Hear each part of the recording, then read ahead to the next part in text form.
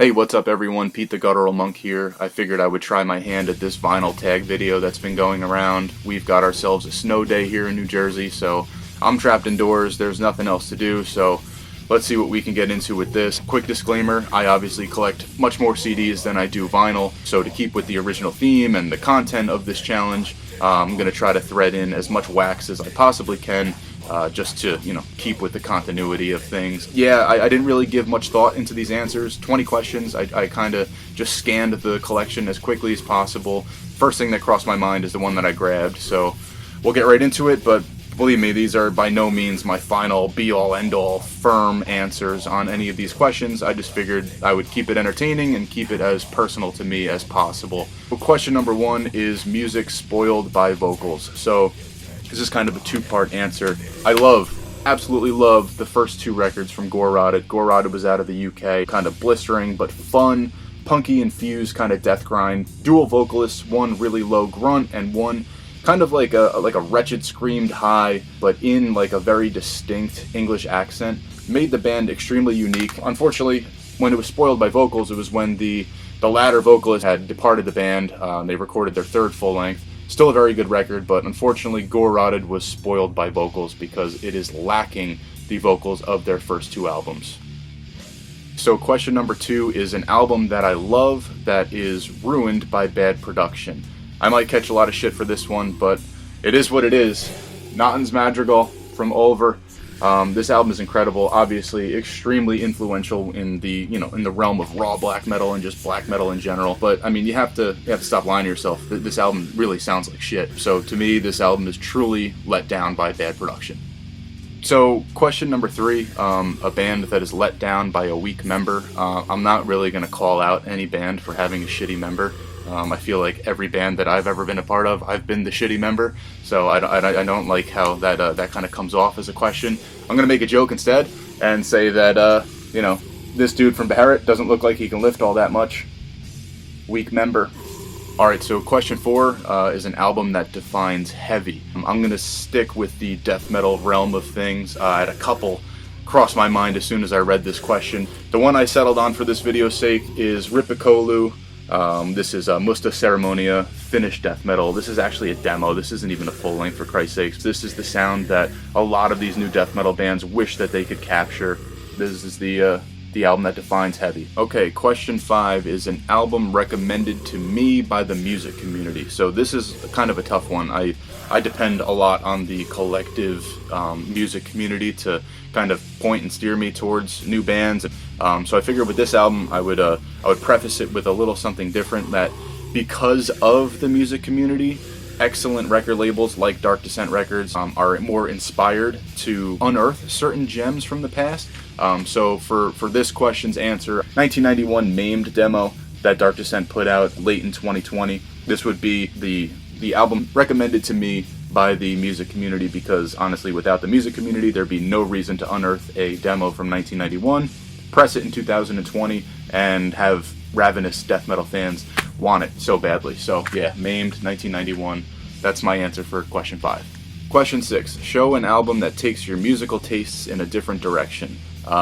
This is still quite dark, but it's by no means metal at all. This is an album I can throw on the car with my girl, and we can both kind of, enjoy it. This is Broken Hymns, Limbs, and Skin by O Death. O Death is this kind of like gothic country, bluegrassy, almost with like punk rock vibes a little bit. No metal to be found here whatsoever, but believe me, the diehard metalhead can vibe with this one, just like my girl who has zero interest in metal whatsoever. So O Death, Broken Hymns, Limbs, and Skin is my answer for question 6. Question 7 is a gem from my collection. I can pull out numerous rarities. I can pull out some stuff that was given to me by specific band members and talk about that, but instead I'm going to kind of showcase and highlight a band that to me doesn't have the recognition I feel they deserve. And when I get to the question that this, you would think this would answer, I'll give you a different answer on why I'm not using this band in that question. But a gem to me that more people should be aware of, the Mortal Sceptre from France. Their first EP I think is some of the strongest modern thrash that I've heard in quite a long time. This was put out on Unspeakable Acts a couple of years ago, maybe like 2015. They just recorded a full length. This was released in 2019. This was out on Extreme Music. Absolutely incredible. Very, very heavy, very aggressive, very violent thrash. Their EP is more bass driven. This has a better songwriting edge to me. But Mortal Sceptre is a band that I feel more people should know about, thus to me I'm considering them a gem. Question 8. The band in my collection that formed the closest to where I live. Being that I only live a couple towns over from where I grew up, I'm using the town that I grew up in as this example. This band is from the town I grew up in, no ifs, ands, or buts. One of the best New Jersey hardcore bands of all time, in my opinion, is One for One. One for One, and I even got some wax to keep with the theme here. One for One is fantastic New Jersey hardcore band. Metalcore into their later sound a little bit. No pussy shit here. These guys were the real deal. Talking mid-90s. Like, this is the be-all end-all New Jersey hardcore band for me, and I just happen to have grown up in the same town as these guys. Yeah, One for One. If you don't know them, check them out if you're into any kind of hardcore whatsoever. Question 9. A metal album I reach for melody-wise. I'm going to go more melodic vocal than melodic guitar. In this case, this is Code with Resplendent Grotesque. This is black metal with a lot of clean sung vocal harmonies to it. This is the album that I put on more times than not when I'm looking for something just a little different, just to snap me out of a heavy death metal mood. This album is absolutely killer. Give it a shot. It's just incredible. The vocal work on this album is second to none. So my answer to question 9 is Code Resplendent Grotesque. Question 10 is the album in my collection that I would sell first. I figured I would use this as a chance to kind of flame something from last year. Abysmal Dawn's Phylogenesis, because I thought this album was absolute trash. This would be the first album that I would sell from my collection. I just don't like this album at all. Question 11, nothing to show with this question, but what subgenre of metal would I delete from existence? To be honest with you, probably the depressive, suicidal black metal stuff. 13-minute song with a dude literally just crying over it with some very abrasive sounding guitars and a shitty drum machine just doesn't do it for me, and honestly, I'm kind of shocked that it does it for anybody. So yeah, DSBM, that can go away. Okay, question 12 is the band / artist that I would most like to see new material from this year. That was a very, very easy one. I think I even said this at the end of 2019 when I was doing my best of video, but Dead Congregation is the best in the game. Somber Doom was the last one that they released, and that was probably going on 4 years ago or something at this point. Just an EP as well. So yeah, Dead Congregation by far is the band that I am hoping releases new material this year at some point. Okay, so question 13, which 80s band would I like to see a comeback album from? I could have named 100 different 80s bands I'd like to see new material from, but for one reason or another, it just didn't feel right. With this answer, I was able to use some wax too, so by far, fucking Regurgitation. Bathrooms rule. They only released 2 demos in their entire existence, but yeah, last material is 1987. Let's go. Let's get some new material. Regurgitation. Bring it on.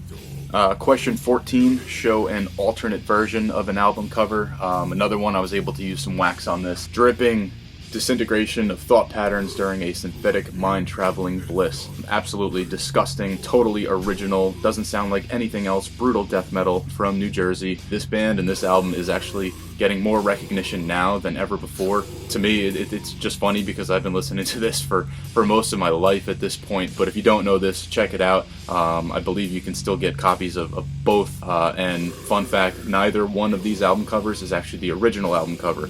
I don't own an original pressing of this album, but yeah, alternate album cover, dripping. Question 15, a band for me that defines metal. This one kind of took me a minute. I didn't want to give some, shitty, trite answer and show you a fucking Black Sabbath CD or something like that. I really put a little bit of thought into this one, and I figured this band has shown skill and excellent material through every genre of metal that they've ever tried to capture on tape.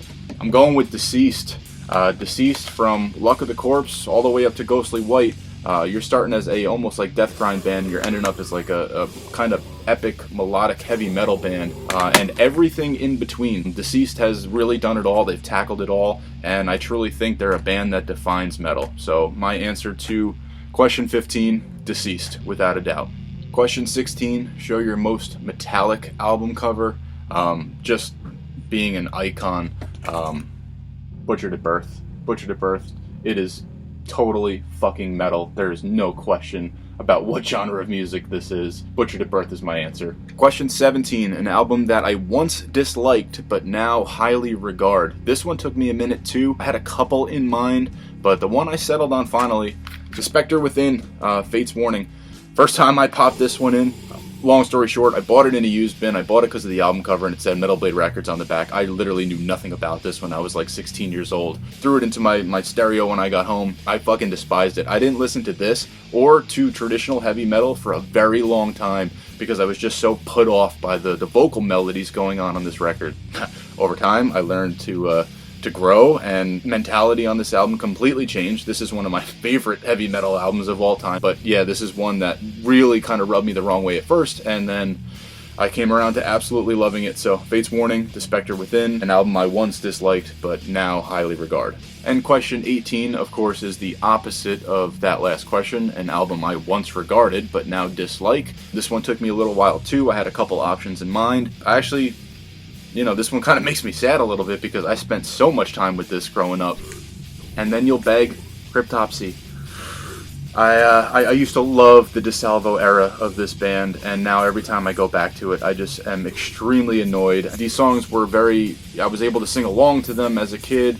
His vocal style is extremely influential to my own and the bands that I've been in, but something about these records just really don't do it for me. Unfortunately, my answer to question 18, an album that I once regarded but now disregard, is Cryptopsy and Then You'll Beg. Okay, so question 19, a metal band that I feel deserves more recognition. Since I already kind of used the gem as calling out a band in Mortal Sceptre a couple questions ago, I'm going to call out an entire scene that deserves more recognition, and that's going to be the specific Norwegian death metal scene. And I say death metal, but there's thrash metal mixed into that as well. Obliteration, Execration, Sepulture, Inculter, and many, many more. Absolutely incredible stuff. The way that some of these songs and albums itself are just written, it is unlike any other active death metal scene in the world. I can't say enough good things about the Norwegian death metal scene. Do yourself a favor, hunt out something from any of those 4 bands that I just mentioned. I'll have them listed in the description below. Yeah, the Norwegian death metal scene by far deserves more recognition. And finally, number 20, the number 1 grail I have going into 2021. I think this means the album that I would most like to put in my collection, or at least that's how I'm entering it. Pure Tenant's Member of Immortal Damnation. That's my number 1 grail right now. I know it's kind of a long shot. I'll take a fucking reissue. I'm at the point that I would almost buy a bootleg of it, but that's one that I would really like to have in my collection at one point or another. I just really hope it gets reissued, or I get extremely lucky and don't have to shell out over $100 for an original pressing of one. So that's everything for this video. Tried to keep it short and sweet. Hopefully it plays through well.